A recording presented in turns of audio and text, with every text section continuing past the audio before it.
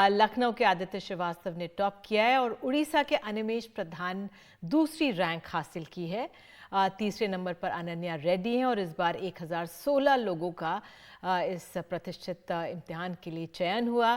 पहले 5 पर आने वाले हैं, पहले से ही वो 3 जो हैं इनमें से आईपीएस हैं। और मुझे बताया जा रहा है दूसरी रैंक हासिल करने वाले अनिमेष प्रधान हमारे साथ मौजूद हैं। अनिमेष जी, जुड़ने के लिए बहुत बहुत धन्यवाद और बहुत बहुत बधाई आपको। Many congratulations. आप इतनी बढ़िया रैंकिंग लेकर हासिल यहाँ पर जीते हैं और आए हैं यहाँ पर।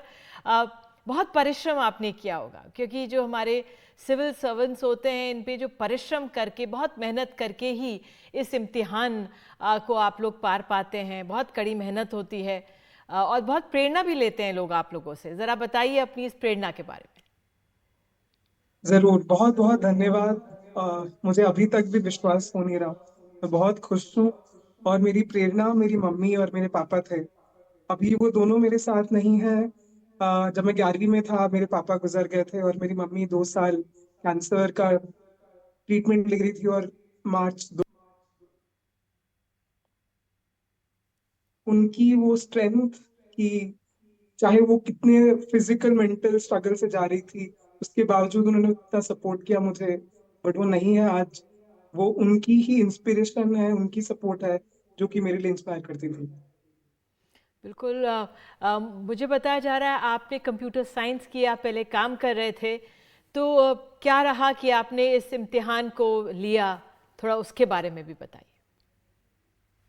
मैं अभी भी कार्यरत हूँ इंडियन ऑयल कॉर्पोरेशन लिमिटेड में, रिफाइनरी हेडक्वार्टर्स दिल्ली में मैं कार्यरत हूँ। और मैं एनआईटी राउरकेला से कंप्यूटर साइंस, मैंने बीटेक की 2021 में ग्रेजुएट हुआ था।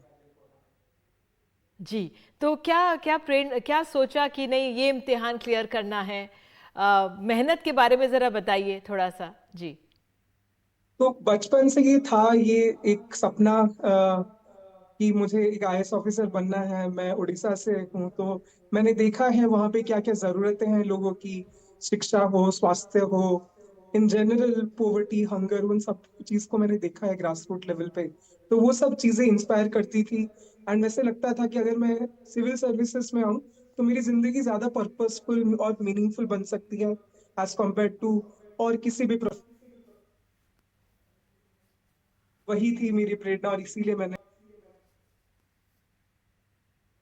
जी, आपकी आवाज़ चली गई थी। ये भी जानना चाह रहे थे अनिमेष की कौन से एरियाज़ हैं, क्योंकि आपने कहा उड़ीसा में आपने ज़मीनी हालात देखे, कौन से एरियाज़ हैं जहाँ पर अगर आपको समय मिला तो आप फोकस कर पाएंगे? कोई ऐसा क्षेत्र है?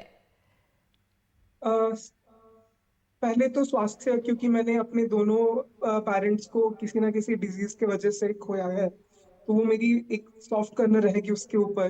बट उसके अलावा मैं चाहता हूँ कि पोवर्टी, एजुकेशन, वुमेन एम्पावरमेंट, वो सब कुछ चीजें हो जो कि और बेहतर हो सके, नॉट जस्ट सिर्फ उड़ीसा में पर पूरी देश में।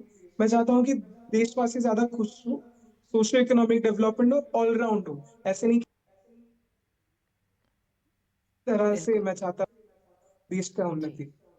बिल्कुल देश का उन्नति हो, यही आपका लक्ष्य रहेगा। स्वास्थ्य सेवाएं बेहतर होंगी। बहुत बहुत धन्यवाद अनिमेष, जुड़ने के लिए और एक बार फिर से बधाई इस जीत के लिए। बहुत बहुत धन्यवाद आपका जुड़ने के लिए।